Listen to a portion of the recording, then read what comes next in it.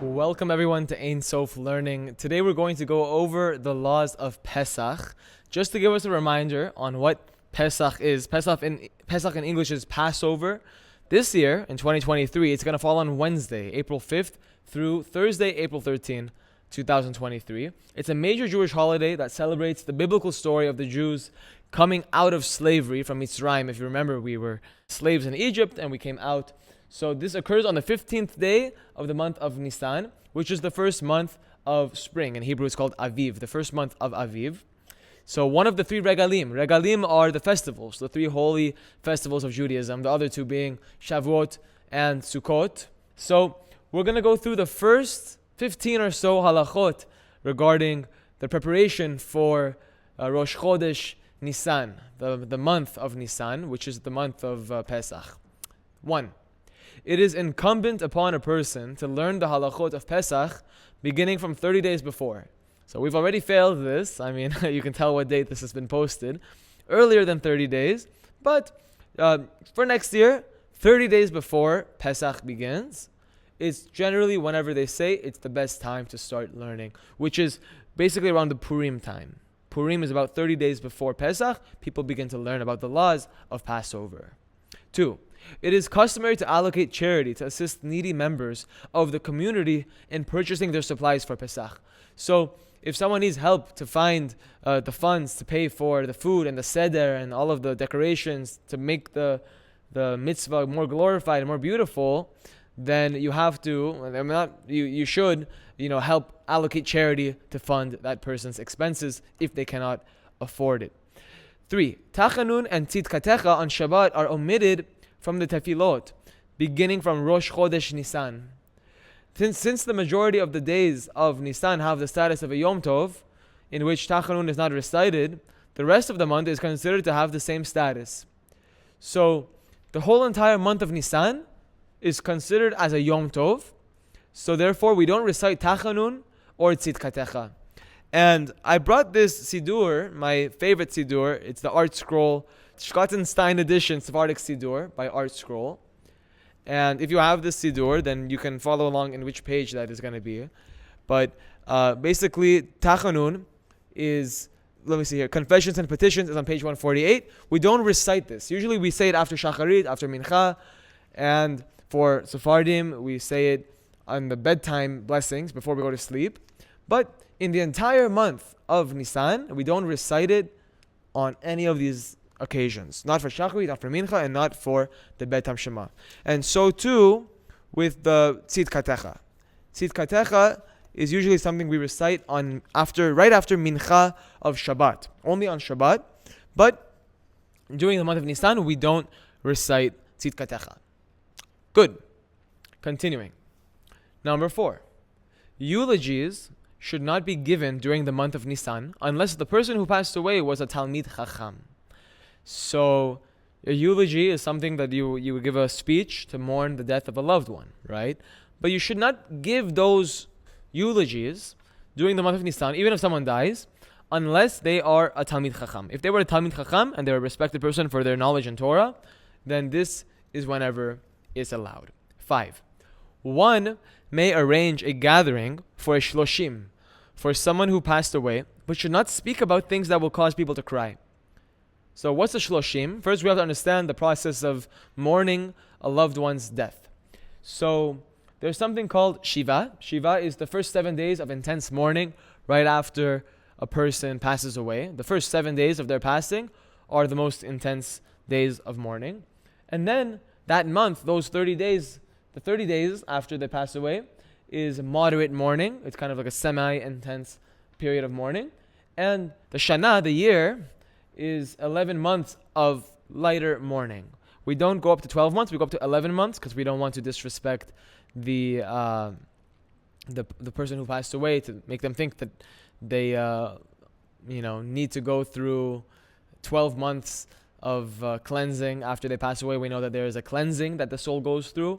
So we go up to 11 months so as not to disrespect that soul and make it seem as though they needed the full year. But it says a shloshim. So the shloshim is the first 30 days after the person dies. One may arrange a gathering for that on the 30th day for someone who passed away. But you shouldn't speak about things that will make people cry. Again, the entire month of Nisan is Yom Tov. It's considered to be a Yom Tov. And we don't want to cry during that day because we want to be happy. 6. It is permissible to visit a cemetery during the month of Nisan. However, if a person knows that he will cry during the visit, it's preferable for him to go before Rosh Chodesh Nisan or after Rosh Chodesh Iyar. So, it says either go to the cemetery before the month of Nisan begins or go after the month ends. Don't go during the month of Nisan. Just because of what we said before, which is that it's a Yom Tov, we don't want to cry. 7. It is customary during the first 12 days of Nisan to read the section of the offerings brought by the Nesi'im. Nesi'im are the leaders of the 12 tribes of Jacob. A Nasi literally means a leader of a tribe. So it says that on each day one should read the Pesukim, the verses that refer to the offering that was brought that day. These 12 days commemorate the 12 days that the Nesi'im gave gifts for the inauguration of the Mishkan. 8. Other than Ta'anit Bechorot, there are no communal fasts during the month of Nisan. However, one may commit to a personal fast, such as fasting on the yahrzeit of a parent. Very good. So what is Ta'anit Bechorot? It usually falls on the day before Passover, which is when we fast to commemorate God saving the Jewish people, the Jewish firstborns, during the 10th plague in Egypt. We know that there was 10 plagues that befell the Egyptians, the Mitzrayim, in Mitzrayim, whenever they were holding us as slaves. The 10th plague was the killing of the firstborns of the Egyptians. And so, to commemorate the fact that God did not kill the Jewish firstborns were not touched, only the Egyptian firstborns were killed, we hold a Ta'anit Bechorot, a fast for the sake of thanksgivings to Hashem for not taking our firstborns. So other than that fast, which we're supposed to do before Passover, there are no communal fasts during the month of Nisan. No other fasts will happen on that month. But if you want to do a personal fast, for example, let's say one of your parents passed away, God forbid, it should be far from everyone, but it happens sometimes. So if it happens to be on the month of Nisan, you're allowed to do a personal fast on the death anniversary. A yahrzeit is the death anniversary of a lost loved one.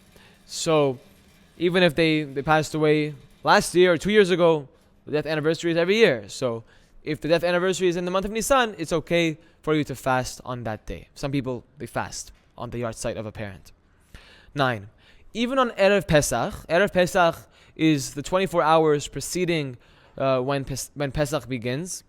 So even on Erev Pesach, the paragraph of Mizmor LeTodah is recited. So the paragraph of Mizmor LeTodah, which is Tehillim 100, which is recited, actually I have it here bookmarked, right after Baruch She'amar during Shacharit. During the Shacharit prayer, we say Baruch She'amar, and then right after that is Mizmor LeTodah, which is Tehillim number 100. And we still recite this, we're supposed to recite this on the Erev Pesach. 10. Some people have the custom to refrain from eating matzah from Rosh Chodesh Nisan until Pesach. So Pesach is on the 15th of Nisan. Rosh Chodesh Nisan is the 1st of Nisan. So from the 1st of Nisan to the 15th of Nisan, some people make the custom not to eat any matzah because the matzah is supposed to be eaten on Pesach and for Pesach during the time that Pesach is falling on. So the custom is that we don't eat the matzah until Pesach begins, which is generally what most people do. Good. Now let's do 5 more laws. During the time for Bedikat Chametz. Bedikat Chametz is essentially the search before Pesach. Whenever we're searching for Chametz, we're searching the whole house, we're trying to see if we missed any breadcrumbs, if we didn't vacuum the right spot. So we have to get rid of all ownership of Chametz. Chametz is bread, leavened bread. So it says here that before performing Bedikat Chametz, one customarily already has his home thoroughly cleaned from Chametz. So even before you're searching for Chametz, you should have a professional service come and clean out your house, or hire people, or you yourself spend the time to really detail your house and clean everything. And then it's considered that you can start searching for Chametz. First, you clean the whole entire house, including for Chametz, and then you do it, right after you do it again, you bedikat Chametz, searching for Chametz. 18. On the night of the 14th of Nisan, there is a mitzvah to perform bedikat Chametz. Although bitul Chametz, nullifying one's Chametz, is performed before Pesach as well, there is a rabbinic obligation to perform bedikat Chametz, a full inspection of one's property to make sure that no Chametz remains.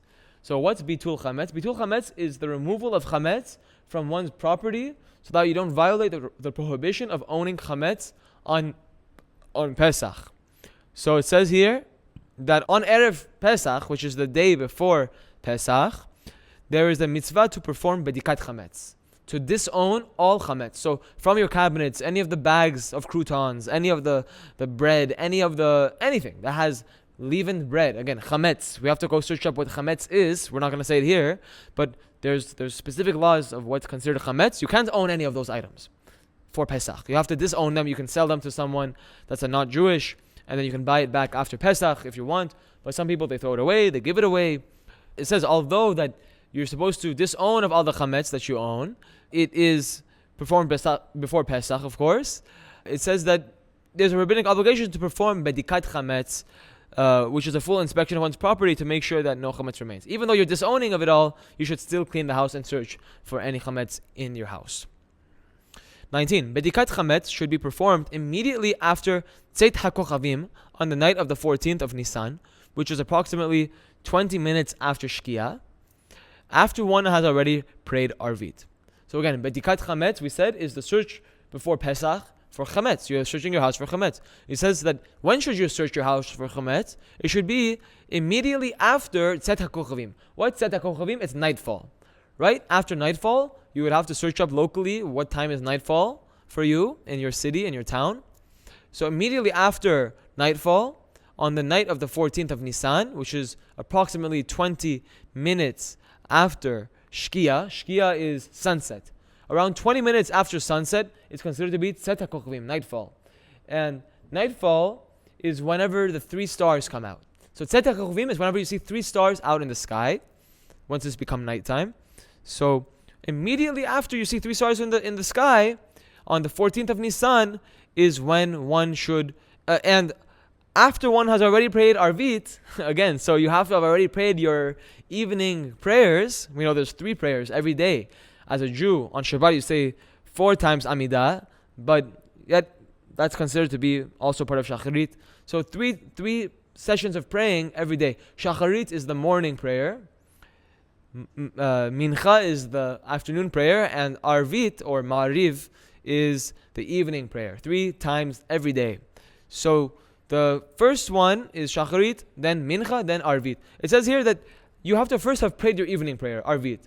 Then after you prayed Arvit, and make sure that you see 3 stars in the sky, you can start doing Bedikat Chametz. You should do Bedikat Chametz, right? Immediately after Tzeit HaKochavim, after you have prayed Arvit. Good.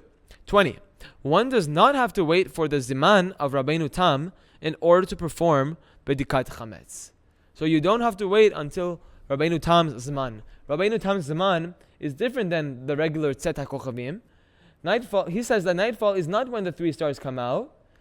He says that it's a little bit after. So in order for you to know exactly what time is Rabbeinu Tam Shkia, is you have to search it up. Zman. You have to search up for your local time. But it says that you do not have to follow that time. You don't have to follow Rabbeinu Tam. Just to give a little bit more, it says the Mishnah Berurah explains that this is required because without this cleaning, a proper bedikah cannot be performed. This thorough cleaning, though, is generally done before the evening of the 14th of Nisan, so that one may perform the bedikah properly. So you don't have to wait until the Zman of Rabbeinu Tam. You can do it even before the Zman of Rabbeinu Tam, if that's who you follow. 21. If one performed the bedikah, the searching of Chametz, after Shkia, and remember, Shkia is sunset. If you performed it after Shkia, but before Tzeit HaKochavim, before you see 3 stars, because we said before, you have to wait until you see 3 stars and pray Arvit. But it says here, if you perform it before Tzeit HaKochavim, he has fulfilled the obligation. You fulfilled the obligation still. If possible, you should continue the bedikah until the time of Tzet HaKochavim. So, if you started before Tzet HaKochavim, if possible, you should, if you need to, you can pause, but you should continue the search after Tzet HaKochavim in order to fulfill the halacha of waiting until Tzet HaKochavim. You should do it. But if not, then you've fulfilled the obligation. But if possible, then you should wait until Tzet HaKochavim. Very good. So this has been 15 laws on Pesach, or basically before Pesach. So Rosh Chodesh Nisan, mostly here, because this is the month of Nisan leading up to Pesach. And in the next video, if we're going to make another video, it's going to be another set of laws, another set of halachot pertaining to Pesach or Rosh Chodesh Nisan. And I hope to see you there.